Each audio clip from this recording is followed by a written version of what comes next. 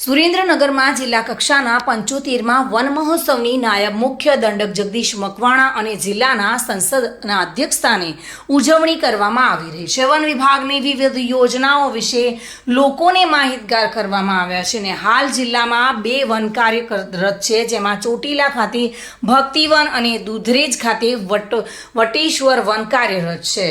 પ્રકૃતિની જાળવણી કરવી તે આપણી ફરજ છે। લોકો તેની જાળવણી કરે અને તે માટે વધુ વૃક્ષોનું વાવેતર કરે તે ખૂબ જ જરૂરી છે। તે સંદેશો આપવા માટે આ કાર્યક્રમ યોજવામાં આવ્યો હતો। દેશ અને રાજ્યમાં પર્યાવરણની જાળવણી થાય તે માટે કેન્દ્ર અને રાજ્ય સરકાર કામ કરી રહી છે। ગુજરાતના મુખ્યમંત્રી અને હાલના વડાપ્રધાન નરેન્દ્રભાઈ મોદી દ્વારા આ વન મહોત્સવની જિલ્લા લેવલે ઉજવણી થાય અને તેના થકી લોકો પર્યાવરણનું જતન કરવા માટે જાગૃત થાય તે માટે રાજ્યમાં વિવિધ જિલ્લાઓમાં વન મહોત્સવ કરવામાં આવી રહ્યા છે અને લોકો વૃક્ષોનું મહત્વ સમજી શકે અને તે માટે સરકાર દ્વારા આ કાર્યક્રમોનું આયોજન કરાઈ રહ્યું છે।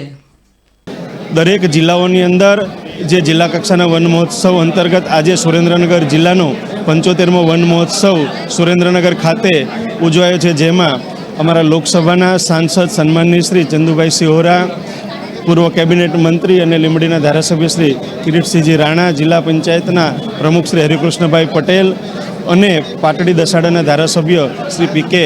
પરમારની પ્રેરક ઉપસ્થિતિમાં આ જિલ્લા કક્ષાના વન મહોત્સવ ઉજવાયો છે। ત્યારે મેં પણ આ વિસ્તારના એક ધારાસભ્ય તરીકે મારા મતક્ષેત્રમાં 1 લાખ વૃક્ષો વાવવાનો સંકલ્પ કર્યો છે અને સૌને હું આ મીડિયાના માધ્યમથી અપીલ કરું છું કે મોદી સાહેબે આપણને જે આહ્વાન કર્યું છે કે એક પેડ માં કે નામ એને જન આંદોલન બનાવી અને દરેક વ્યક્તિ પોતાના ઘર પાસે, સોસાયટીમાં, શેરીઓમાં કે ગામડાઓમાં ખેડૂતો ખેતરના શેઢે કે તળાવની પાળો ઉપર કે ગામના ઝાપે વૃક્ષો જરૂર વાવશે એ પ્રકારનો મને ચોક્કસ વિશ્વાસ છે। જયેશ મોરી સાથે bureau report, today Gujarati news.